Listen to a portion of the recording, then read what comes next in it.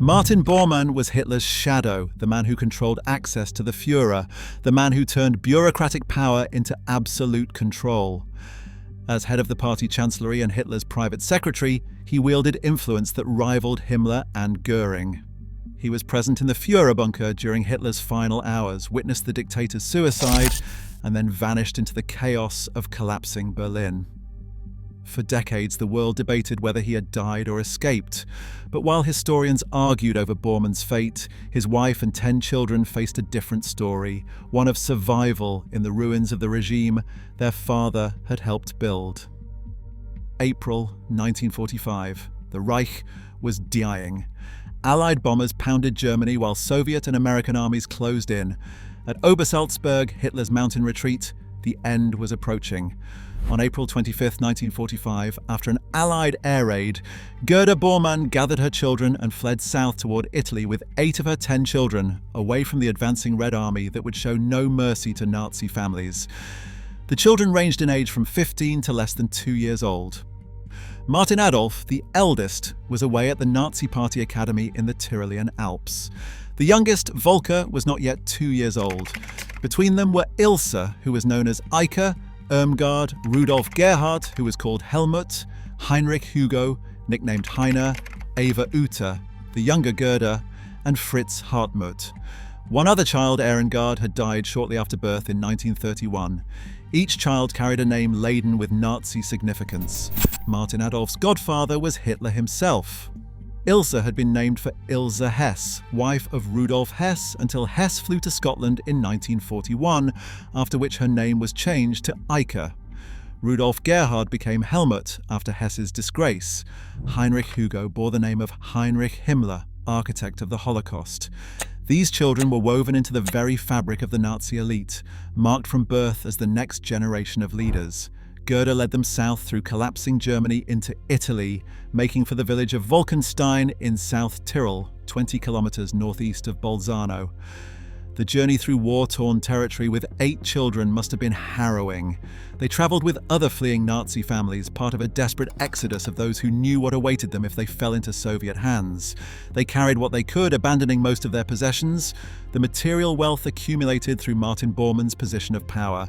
That wealth had been considerable. Bormann had controlled Hitler's finances, administered a vast fund of forced contributions from German industry, and enriched himself and the party elite. Now, it meant nothing. Martin Adolf had his own journey. When the academy closed on April 15th, he travelled alone through the chaos to reach his mother. By the time he arrived, circumstances had changed. In autumn 1945, Gerda was arrested and interrogated. The Allies wanted information about her husband. She could tell them nothing useful. The interrogations revealed she was seriously ill and doctors discovered cancer. On March 23, 1946, less than a year after fleeing Obersalzberg, Gerda Bormann died at 37. She left behind 9 living children. The youngest, Volker, died later that year. Gerda was buried in the military cemetery in Murano, in grave number 610, sharing the plot with a German soldier named Horst Brugger. Later, her remains were removed, cremated, and scattered in the sea, erasing even her grave. She passed from the world, leaving almost no trace. Her entire existence was defined by her role as the wife of Martin Bormann and as mother to his children. Martin Adolf, the eldest, learned of his mother's death a year later when he read about it in a local newspaper. He had been taken in by Catholic priests after reaching Italy. The priests, seeing a lost teenage boy, offered him shelter and guidance. They did not know initially who he was, or if they did, they chose compassion over judgment. The boy who had been raised as a crown prince of Nazism, nicknamed Kronzi for Kronprinz, who had worshipped his father and the regime, was now alone, questioning everything he had been taught. The other 8 surviving children were placed in foster homes, scattered across Germany and Austria, their identities hidden. A clergyman named Theodor Schmitz reportedly took in several of them. They grew up separated from each other, losing not only their parents but also their siblings. For Martin Adolf, Catholicism became his refuge. He converted and in 1958 was ordained as a Roman Catholic priest. He became a missionary in the Congo, working in African missions, living a life of service that contrasted starkly with his father's pursuit of power. He remembered his father as stern and demanding. Later, he would say there had been no connection or human warmth between them. Yet as a boy, he had loved Martin Bormann and believed in Nazi ideology. The break came gradually. Living in Africa, confronting poverty and suffering, Martin Adolf began to understand what his father had been. He learned the full scope of the Holocaust. He came to distinguish between the father he had known personally and the politician whose actions facilitated genocide. In 1969, Martin suffered a nearly fatal injury and was nursed back to health by a nun named Cordula. He left the priesthood in the early 1970s. They married in 1971 and they had no children. Martin became a teacher of theology and retired in 1992. It was a period of recovery and new purpose. By 2001, he was touring schools in Germany and Austria, speaking about the horrors of the Third Reich. He visited Israel and met Holocaust survivors. In 2011, accusations emerged. A former pupil accused Martin of rape when the victim was 12 years old, an allegation that reportedly occurred when Bormann was a priest in the early 1960s. Other former pupils alleged severe physical violence. By that time, Martin suffered from dementia and could not comment. No legal proceedings followed, but an independent commission awarded compensation to some victims. Martin Adolf Bormann died on March 11, 2013 at 82. His death marked the passing of the most publicly visible of Martin Bormann's children.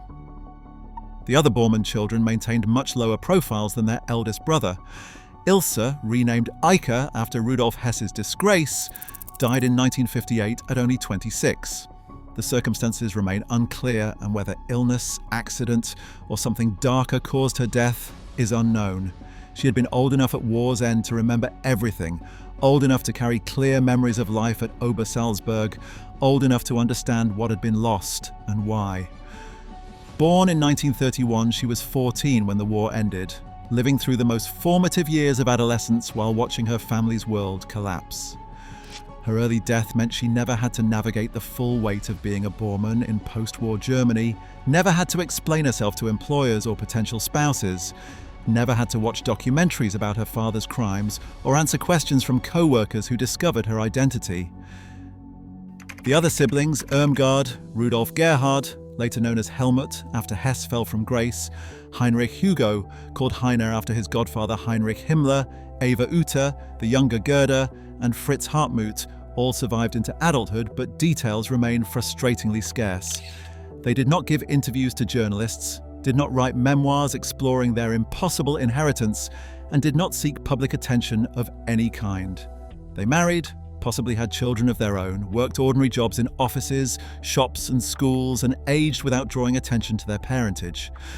They chose anonymity with deliberate purpose, likely changed their names through marriage or legal proceedings, and disappeared into the fabric of post-war German and Austrian society. They became shopkeepers, teachers, clerks, ordinary citizens living ordinary lives, their extraordinary burden carried in private silence. The silence is itself significant and telling. Unlike Gudrun Himmler, who never wavered in defending her father Heinrich Himmler, and became a prominent figure in far-right circles attending SS reunions and supporting war criminals, or Nicholas Frank, who built an entire career condemning his father Hans Frank and speaking publicly about inherited guilt and the obligations of perpetrators' children, the younger Bormann children simply disappeared into ordinary life. They made no public statements defending or condemning their father. They gave no interviews to historians or journalists. They wrote no memoirs exploring their psychological journey. For them, the best outcome was to be forgotten, to let the name Bormann fade from public consciousness, to live as normal citizens unburdened by constant questions about their father. It was a strategy of survival through invisibility. Their mother Gerda had been a devoted Nazi. Born Gerda Buch in 1909, daughter of Walter Buch, chairman of the Nazi Party court, she married Martin Bormann in 1929 when she was 19. Hitler and Hess served as witnesses. Over 14 years, she bore 10 children, earning the Cross of Honor of the German mother in gold. Gerda embraced Nazi ideology completely. She actively supported Martin's infidelity, embracing parallel marriages, the idea that genetically superior men should father children by multiple women. She allegedly asked her husband to ensure either she or his mistress was pregnant every other year. His lover, actress Manja Behrens, spent more time with him than Gerda did, yet Gerda showed no jealousy, only ideological commitment. Martin Bormann treated Gerda terribly in public, often humiliating her. Witnesses described him whistling for her like a dog. Hitler's valet reported everyone knew Bormann terrorized his family and resorted to physical violence in rage. He allegedly beat children with a whip and kicked another child for falling in a puddle. Yet, at home he reportedly showed affection, creating a confusing dynamic where brutality and tenderness coexisted. This contradiction appears frequently in accounts of Nazi family life. Men who organized mass murder came home and played with their children. The Bormann children saw both sides of their father, the stern authoritarian and the provider. This duality made it difficult to reconcile who he had been with what he had done. The question of Martin Bormann's fate haunted the children for decades. He fled the Führerbunker on May 2, 1945, trying to escape Berlin. He left in chaos, and rumors followed him. For years, sightings were reported in Argentina and Spain. Many believed he had escaped to South America like other Nazis. That belief shaped lives and hopes. In 1972, construction near Lehrte station in Berlin uncovered two bodies. One was Hitler's physician, Ludwig Stumpfegger. The other was later identified as Bormann's. In 1998, DNA testing definitively confirmed the remains belonged to Martin Bormann. Evidence suggested he had committed suicide by a cyanide capsule while escaping Berlin. He had died within days of Hitler, never having escaped Germany. The confirmation brought closure, but no comfort. The children had lived for decades, not knowing if their father was alive or dead. The revelation that he had died in 1945 was almost anticlimactic. He had simply died, taking with him any chance for explanation or reckoning. For the children, this meant living with unanswered questions. What had Martin Bormann thought as he fled Berlin? Did he regret his role in the Holocaust? Did he think of his wife and children? They would never know. His death in 1945 freed them from the possibility of confrontation, but trapped them in permanent uncertainty about his inner life, his motivations, his humanity or lack thereof. Their story raises difficult questions about inherited responsibility that German society grappled with for decades. Should the children of monsters bear any obligation to speak publicly about their father's crimes? Should they apologize for actions they did not commit? Should they dedicate their lives to education and remembrance as a form of intergenerational atonement? They were children when the regime fell, legally and morally innocent of their father's actions. Yet they benefited from those crimes during the regime. They lived in luxury at Obersalzberg, ate fine food while others starved, played in gardens tended by forced laborers, and wore clothes purchased with stolen wealth. They were raised with every privilege while millions suffered and died to create that privilege. They were marked by material advantage before they were marked by historical shame. The question of complicity is complex and uncomfortable. At what age does awareness become responsibility? The older children, like Martin Adolf and Ilse, were teenagers when the war ended. They had been indoctrinated in Nazi ideology at Hitler youth meetings and party academies. They had genuinely believed, in their father's cause and their nation's destiny. When does youthful indoctrination end and adult accountability begin? These are questions German courts, philosophers, and families wrestled with for generations. Questions that had no clear answers, only difficult compromises and painful acknowledgements. After the war, they lost privilege but kept the stain. The name Bormann became synonymous with Nazi evil. The children, placed in foster care anonymously, may have been given new identities, but at some point, each child had to confront the reality of their parentage through documents, records, or confessions. That moment of revelation must have been shattering. The post-war treatment of Nazi families was inconsistent. The Bormann children, as minors, were not prosecuted. They were victims of circumstance. The foster care system did what it could with limited resources. Theodor Schmitz, the clergyman who took in several children, showed moral courage in caring for them despite criticism from those who believed the Bormann family deserved no kindness. For Martin Adolf, choosing the priesthood was both escape and confrontation. The Catholic Church offered a new identity, a way to be Father Martin rather than Martin Bormann Jr., Crown Prince of the Nazi elite. It offered absolution through service, a path to redemption that existed outside the judgment of secular society. But it also required him to confront his past directly, to acknowledge his father's crimes without equivocation, and to distinguish himself through opposite choices. His missionary work in the Congo was geographically and ideologically as far from Nazi Germany as possible. He served the people his father's regime would have classified as subhuman and marked for enslavement or extermination. He embraced Christianity while his father had worked systematically to undermine the churches and replace Christian morality with Nazi ideology. He lived in poverty and hardship while his father had accumulated immense wealth and power through corruption and exploitation. For years, Father Martin labored in obscurity in African missions, ministering to the poor, building schools and churches, living a life of genuine service that stood in stark contrast to his father's pursuit of power. He was far from Germany, far from the questions and judgments and accusations that would have followed him there, far from reporters and historians who would want to interview the son of Martin Bormann. But he carried the memories.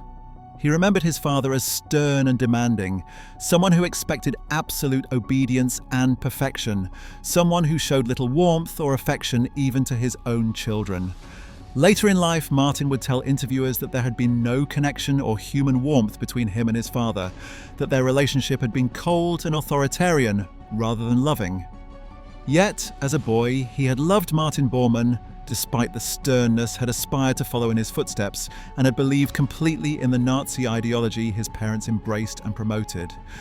The break came gradually over years, living in Africa, confronting poverty and suffering directly, and ministering to people the Nazi regime would have deemed inferior and disposable. Martin Adolf began to understand what his father had truly been. He read books and historical documents. He studied the Holocaust in detail. He learned the full scope of the war crimes for which his father had been convicted at Nuremberg. He came to distinguish between the father he had known personally, a man who provided materially for his family and ensured they had what they needed, and the politician whose actions facilitated genocide and whose administrative skill made the Holocaust possible. This distinction, the ability to hold both truths simultaneously, would define his later public statements and his approach to his own history. The younger children born during the war had fundamentally different experiences. Eva Uta, born in 1938, was 7 when the war ended. The younger Gerda and Fritz Hartmut were even younger. These youngest children had few memories of their father or of Obersalzberg. They knew their father only as a monster in history books, connected to him through biology alone, without emotional ties that memory provides. They were forced to carry guilt for someone they never really knew, to answer for crimes committed by a stranger who happened to be their father. As the Bormann children aged and the 20th century progressed, Germany's relationship with its Nazi past evolved dramatically. The immediate post-war years were marked by widespread denial and repression. Many Germans claimed they had not known about the Holocaust, had not supported the regime enthusiastically, and had simply been following orders or trying to survive. This culture of denial began to crack in the 1960s and the 1970s. The trial of Adolf Eichmann in Jerusalem in 1961 brought unprecedented attention to the Holocaust. The Frankfurt Auschwitz trials from 1963 to 1965 forced Germans to confront the reality that ordinary citizens had participated in mass murder. Television miniseries like Holocaust in 1979 reached millions and sparked intense public discussion. Universities introduced comprehensive curricula about the Nazi period. Memorials and museums were built. This process of national reckoning changed how subsequent generations learned about and remembered the past. The culture of silence began to give way to a culture of remembrance and education. For the children of Nazis, each wave of increased attention meant renewed scrutiny and difficult questions. The Bormann children, mostly anonymous in foster care, may have been spared some of this public attention, but Martin Adolf, who maintained his birth name and became a priest, could not escape it entirely. Every documentary about the Nazi leadership mentioned his father prominently. Every history book named Martin Bormann as one of the key architects of the regime's crimes, the man who controlled access to Hitler and made the bureaucracy of genocide function efficiently. Martin Adolf had to navigate this constant attention throughout his adult life, finding ways to acknowledge his father's criminality while also claiming his own separate identity and moral choices. The Bormann children's story reminds us that history does not end with the perpetrators. The ripples of atrocity spread across generations, affecting innocent people in ways both profound and subtle. It reminds us that justice is complicated and incomplete. Moral accounting cannot always balance. Healing requires more than trials and sentences. The story also raises profound questions about inherited responsibility and evil. Can evil be inherited? Are the children of monsters tainted? Most would say children bear no responsibility for their parents' actions. Yet these children benefited materially from genocide. They lived in luxury purchased with blood, as they grew into adults with full knowledge of what their father had done. Did they have an obligation to speak out? Or did they have the right to simply live quietly? There are no easy answers. Every child of a Nazi perpetrator navigated these complexities differently. Some, like Martin Adolf in his later years, chose active engagement with the past. Others chose complete silence. Neither choice is clearly right or wrong. Today, the Bormann name is remembered through historical scholarship. Martin Bormann exemplifies the banality of evil, the ordinary man who commits extraordinary crimes through devotion to duty and blind obedience. He was not a ranting ideologue. He was a bureaucrat who happened to be administering mass murder. His children are footnotes to this history, people whose lives were defined by circumstances beyond their control. They inherited their father's notoriety, but not his power, his legacy, but not his choices. They were forced to answer for crimes they did not commit, to carry shame they did not earn. The surviving Bormann descendants carry this legacy forward. In an age of internet search engines, escaping one's family history is nearly impossible. Anyone researching their ancestry will discover the connection.